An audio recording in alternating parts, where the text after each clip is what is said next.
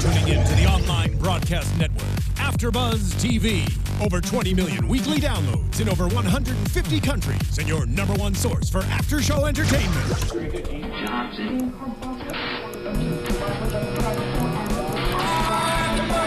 AFTERBUZZ TV, the destination for TV superfans, producing after-shows for over 300 of your favorite TV shows, interviewing celebrities and showrunners, and bringing you behind-the-scenes exclusives. All thanks to E! Entertainment's Maria Menounos, producer Kevin Undergaro, and internet leader Akamai. Now, let the buzz begin!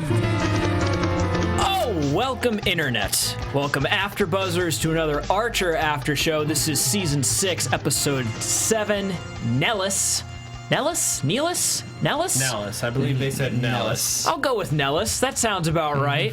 Hey everybody, if you haven't done so already, please subscribe to our channel, youtube.com/AfterBuzzTV, or you can check us out on iTunes and SoundCloud. Go ahead, leave us thoughts, comments. We thrive off your criticism. We live off of it. We demand that you say stuff about us, mean things, nice things. We'll take it all. But you can go ahead and subscribe. This is our fuel. Good call on the phrasing. We're bringing it back. You can always leave us a comment on the YouTube page or on iTunes, anywhere else. You can tweet at us by using the hashtag ABTVArcher, and we all love interacting with you guys, so go ahead, shoot us something. We'll try to shoot you something back. Now, allow me to introduce myself. My name is Greg Goodness. If you want to follow me on that weird machine known as Twitter, you can follow me at Greg Goodness, and with me today are some very lovely gentlemen. Yes, it's good to have us all here today. I'm Scott Moore, and you can follow me on the Twitter at sman80. That's sman80. And I'm Zach Wilson. You can find me at that Zach Wilson. Aliens. We had aliens tonight, but we had stuff leading up to the aliens. It seems like that is where the focus is getting pulled, but we had an episode leading up to this. So the first thing we see right out of the gate, we're not forgetting about the events of last week where Lana has hired, spoiler alert, everyone, if you haven't seen last week's episode. Well, if you haven't seen last week's, then you probably shouldn't be watching this week. I know, but I always like to say it. I understand. I agree. I get it. We take off seeing Archer in a bus stop. Never a good place to be. And he is absolutely devastated after Lana has hired a very poor improviser to essentially attempt to assassinate him. Right out of the gate, some things that I love and weird references and little Easter eggs throughout. The Po Buddies Nerfect shirt on, what was the woman's name? Someone that Archer clearly recognized. Her name... Simone. Yeah, I was like Celine. No, Simone. Yes. Simone the meth head. Yes. Yeah, what little teeth she has left. Yeah. And I'm also going to throw this out there. I know you guys are kind of thinking I'm a little bit crazy. The woman in that bus stop, very briefly, we see a glimpse of her, totally looks like Ruth. Yeah. Looks like Ruth from way back in Archer's cancer days. From Placebo Effect. Yeah. Actually, I think, when you because I didn't catch it at first, but when you mentioned that, I thought that would be pretty cool if they did somehow put that reference in there. Ruth has been pulling over. She's alive, She's still out there, like the aliens. We've been referencing stuff from all the way back in season 1, so I don't know. Maybe Ruth could come back. Yeah, no, I actually really like that you saw that, because I think that would be really kind of cool. Possibly a callback. It would be fun. It could just be a random old lady at the bus stop. Right. Could just be the same character design. Right, exactly. But I like to believe. I like your thought better, yeah. In the spirit of this episode. The truth is out there. No. Here it is. Also, we should mention Asmodeus. Asmodeus? Thank God. Something then like that. Asmodeus, Destroyer Men. Zach first called it out as a D&D villain, which I think was a very weird place for your mind to go right away, Zach. But it is. He is also one of the 7 princes of hell, according to Scott and the research that he's done. The demon of lust. It's a biblical figure. Yes. I was a little bit taken aback by this reference. I'm like, what is going on? But then I watched it again, realized he's saying, thank God, and then CRL steps off the plane. It's essentially saying, like, Satan, you've done a horrible thing to me. I thought it was kind of cool, the premise that we've established here, that we're going to pick up Archer from this debauchery that he's gotten himself into, as he frequently does. Of course. And then we get sidetracked. I'm feeling like we've seen this before in an episode, though, where we've gone to pick up Archer, and then we get totally diverted somewhere else. Am I completely imagining that? Can you guys reference anything? Trying to think of an Wasn't it- exact example, but Was it last season? No, there was a couple seasons ago where they were on a plane. I think it was the whole thing where they were on the plane and Ray was the pilot and Yeah. so well, there's Heart of Archness. Yeah, there's Heart of the Archness. pirate episode. Yeah. Of course, very good. Yes. Thank you, Steven. Or wait, who is in the booth? Thank you. Josh. I'm sorry. But yeah, we saw that all the way back in the trilogy, so that was a good one. Good example of that. But we quickly diverged into something that was very strange and very weird, the prospect of Area 51. I mean, I got excited as soon as they said Area 51. Right. But here's the thing, is that Archer's normally so, and especially this season, we've talked about, we've had these really simple storylines. We had a bottle episode where they get stuck in an elevator a couple of times ago. Super simple. Really laid out and grounded in reality. So personally, and maybe I was wrong in thinking this, but I thought we were going to go down the route of, Krieger and Pam are crazy. Right. And it turns out it's just a normal military base because Exactly. of course it is. So this was a real, did this feel out of place to you guys for this season, or even, dare I say it, the show? Yes. Okay. Bottom line, this episode had a lot of laughs, but ultimately it was just weird. Like, and not good weird. Well, I mean, I kind of take it as like everything else with Archer is that, you know, their perception of reality is so different. And in a way, it kind of reminded me because it's sort of a reference with Bond. I mean, obviously there weren't aliens in Bond, but, you know, they had the Moonraker and they go up into space. And I always hated that Bond because I always felt like, okay, now you're taken out of reality of what, you know, Bond is all about. And all of a sudden he's out in space. So it kind of took a page from that in that sense where this whole show is not really based in reality. We're kind of in this quasi time, and we're dealing with cyborgs and other type of things. So it wasn't completely out of the element to me to see them throw that in there. I guess for me, it wasn't the aliens. Like, it wasn't the Greys that made this weird. It was honestly, it just came down to the structure of the episode. It was weirdly paced. Like, It was very. I will agree with you on that one. I felt like there was an act missing. At the end, like they introduced the aliens really late in the episode, and then they see them once, and then they see them again, then they disappear. And then we just leave. Right, I agree with you that. And then we leave with no repercussions or anything. It was kind of odd. I totally agree. The pacing, the whole structure was a little bit different. To play devil's advocate on that, though, we've seen in this show an army of clones. We've seen Piggly, a radioactive pig. Exactly. We've seen a Piggly. tentacle monster. Yeah. Barry is now completely cyborg. He is just the T9000 or the T. Forgive me if I'm getting the model number 1000 wrong. would be the proper. Zach, shut your beautiful mouth. I'm I trying to wasn't make going to say anything, but I was like, oh. I'm trying to make a point here. And Milton, of course. And Milton, theoretically anyone could build Milton. Right, Really, the but question still. is, where is he getting all of the bread, which we don't know. Exactly. Maybe he has some sort of bread generator within him. But why does aliens feel so weird then? Is it just because we haven't established enough of everything else, or we're just not willing to make that leap? Well, I think it was what you're saying, Zach. Like that, the aliens doesn't feel like it's out of place necessarily for the show. It was the structure of the episode that did feel a little It off. just wasn't as the quality of the episode wasn't there comparatively to other episodes.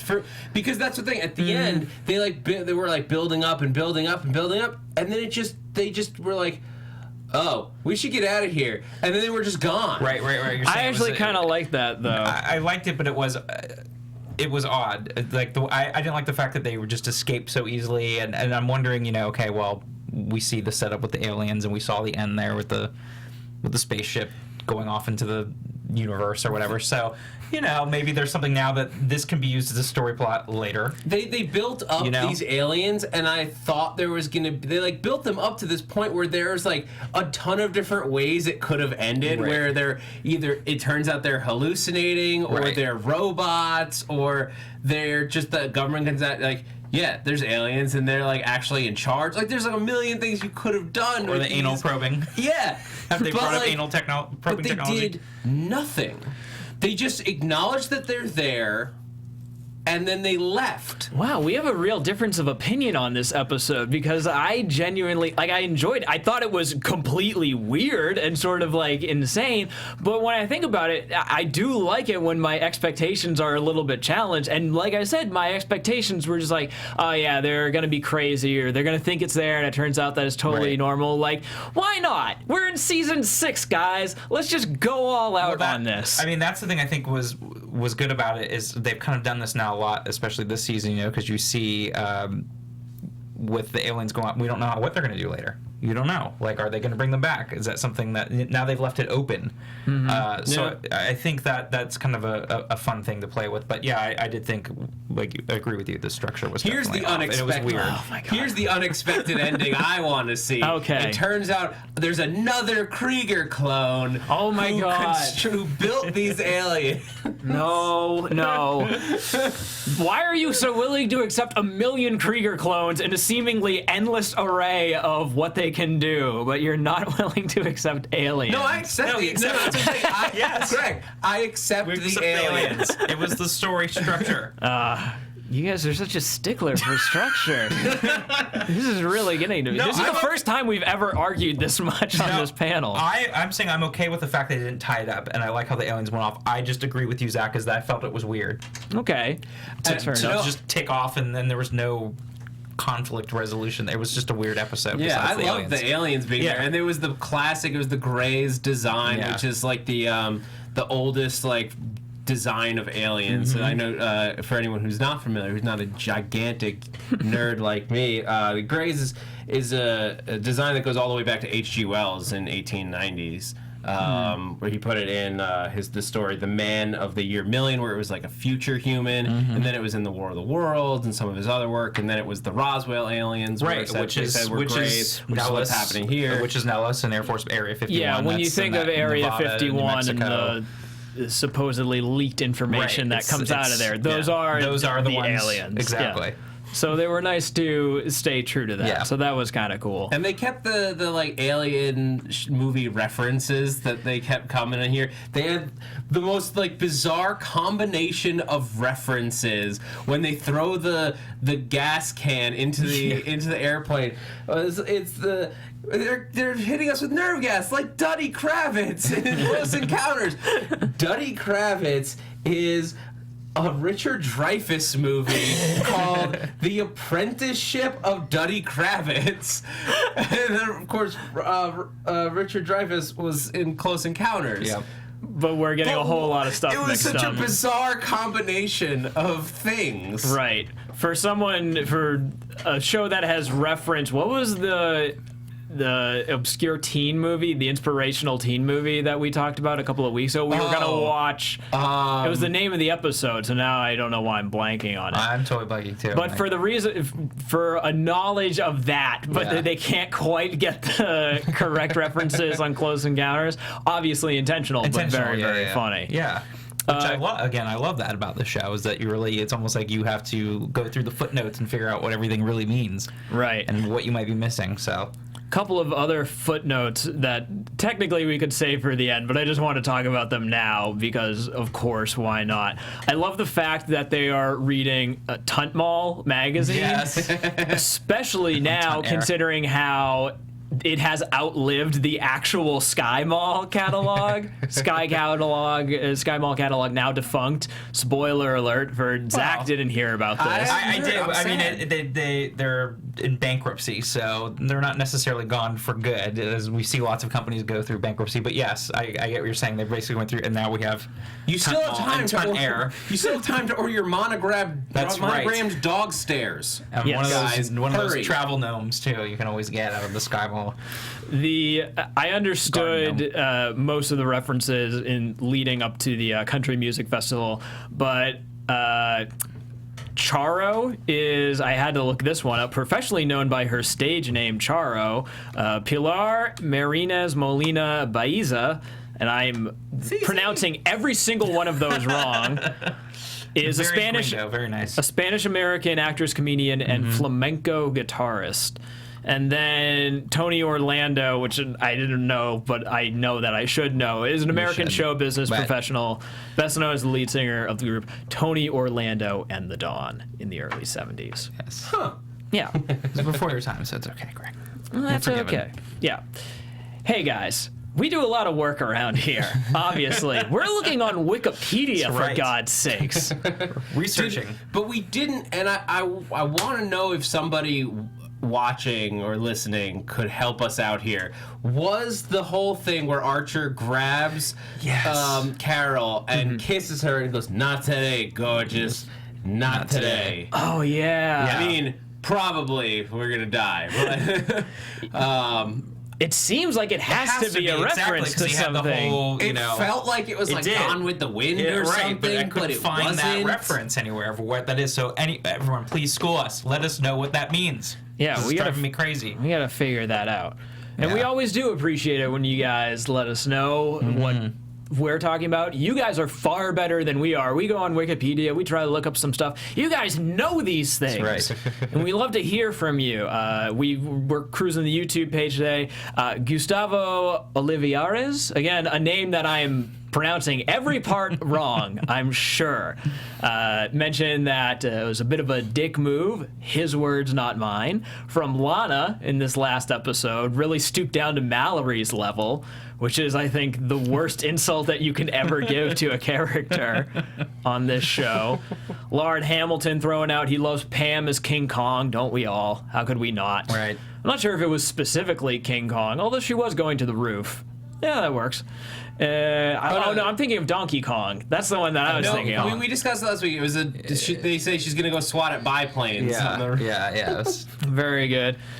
And also, we got a whole bunch of other good stuff.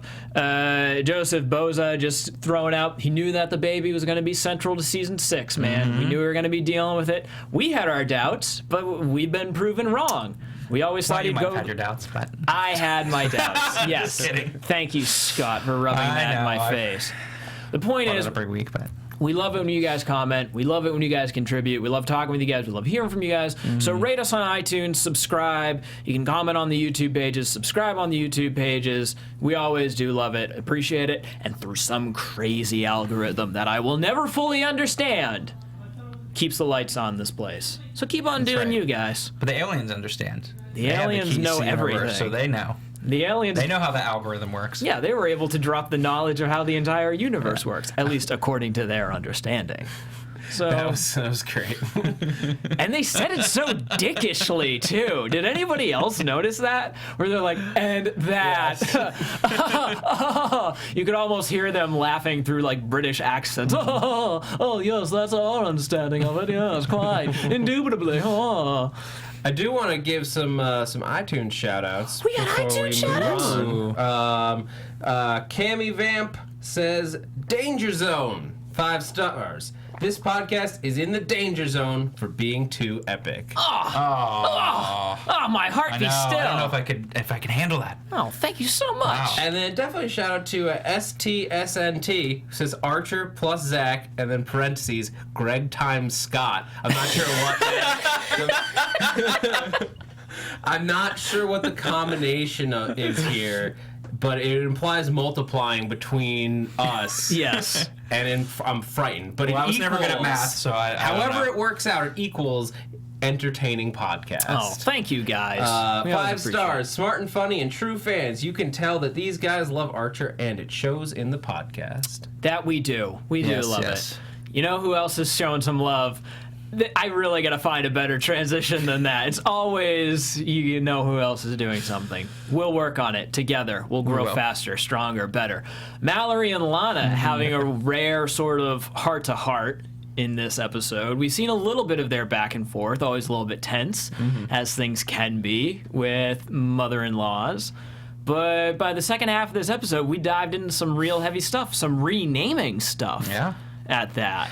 Now, did we know where Abby Jean came from, or was this the first time? Because I was trying to think of that when we were watching the episode, and I didn't remember. No, I don't think they've mentioned it. Yeah, so this was the first time that we finally got to know where the name came from. Because I was wondering this whole time what that stood for. Well, you know, a few of our readers had pointed out before, and again, if we cruise in, I don't have it in front of me, but if we cruise back over the YouTube comments, someone had mentioned that that was Lana's grandmother's name. Yeah. So someone was paying better attention than we were, but we were always in the dark as to what that was. And I feel like it's sort of weird. We keep getting all these little snippets of clarification throughout the season. I don't know if the writers are listening to us, or maybe if they're listening to. Of course, they're listening to us. But we were always like, "Oh, what is the deal with Mallory and Ron?" And now again in this episode, we have a reference. Oh, well, Ron can afford it, so apparently they're doing fine.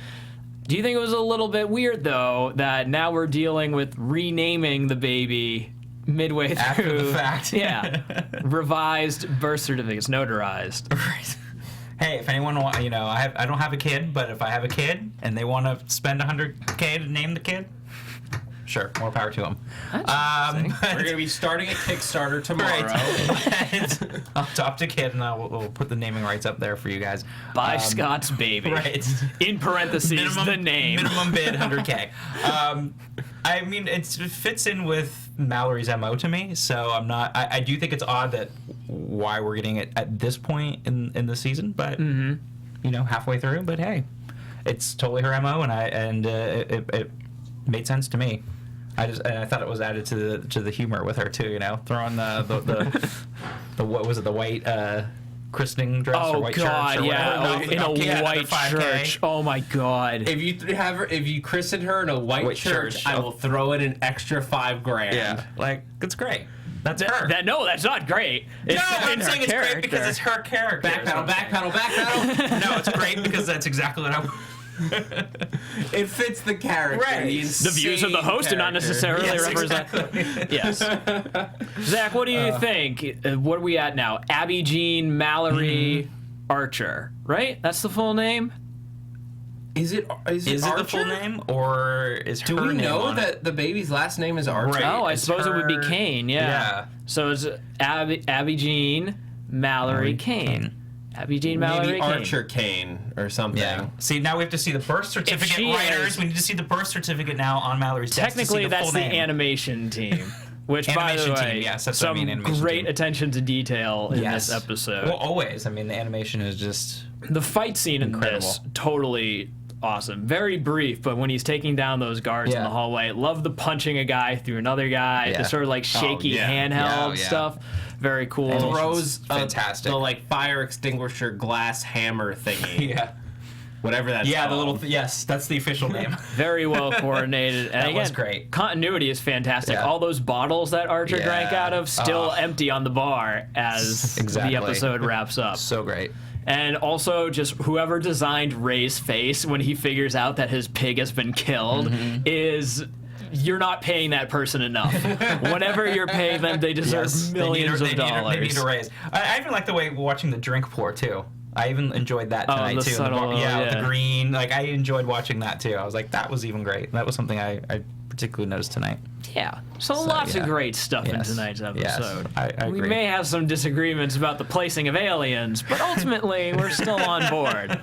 I love that Carol just doesn't remember Shirley. Yeah, that was great, too. Like, Almost like an allusion to season 5 in general, where it's just like, okay, we're just gonna move on Gloss past over this that. thing that we... they're going to a country music concert with Yakov Smirnoff, apparently. Yeah, and if you guys don't know who Yakov Smirnoff is, I'm not gonna explain it to you. You don't. You can look it up as one of the footnotes. Something that is not a reference, I tried to see if Disavowed was an actual pinball machine, because that was the pinball machine in the break room. Not an actual thing, but kind of cool that they have a Disavowed should be. pinball machine. And just random things. I like the O'Dublin tequila. O'Dublin, I was just going to say that. I was like, I wish O'Dublin tequila. That's a great reference right there. Great thing. Yeah, and we keep seeing red beer pop out throughout this episode. So I guess that's the beer of choice in the Archer universe is red beer. So cool. Very good attention to detail all around. And since you guys have anything else you got to get off your chest? I did. I love one of my favorite lines in this episode. It was such a random one because it's not associated with anything. I didn't know they made shoes out of cornbread. Oh, yes. That was great. Yeah, that was really the hush puppies. That was a great culmination of a conversation. That's all the pieces coming together. Yep. So good on you for everyone. Branson, a real thing, by the way. That Branson Music Festival. That's that's a real thing, just in case anyone thought that was made up. For a brief second, I did, but I'm also wondering, because we've talked about characters and everything. I love. Was it a throwaway again because Archer with the cousin in the Air Force? I thought that was Brian. Brian. Are we gonna see him? Are we Maybe. gonna see Brian now? Like I just love how they're just kind of throwing out all these characters and things that not just the throwback ones, but some of these other people. Maybe we'll see. He's out there. Also, he has a cousin, so that implies that Mallory has siblings. Well, or a sibling. Have we ever met a sibling? Well, we know that he has a grandmother, Babs, and is presumably the grandmother is still alive. I forget which episode that was mentioned in, but that was way back. That was way back, yeah. So it would make sense theoretically. It would be great if Mallory had a.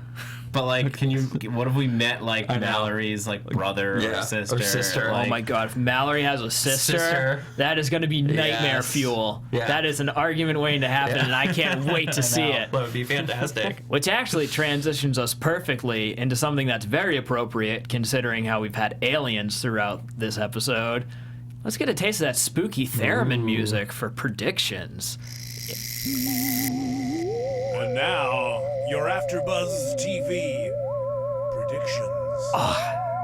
Replenishes my soul every time that spooky theremin music. All right, guys, let's go around the horn. Let's predict some stuff. What are we gonna see?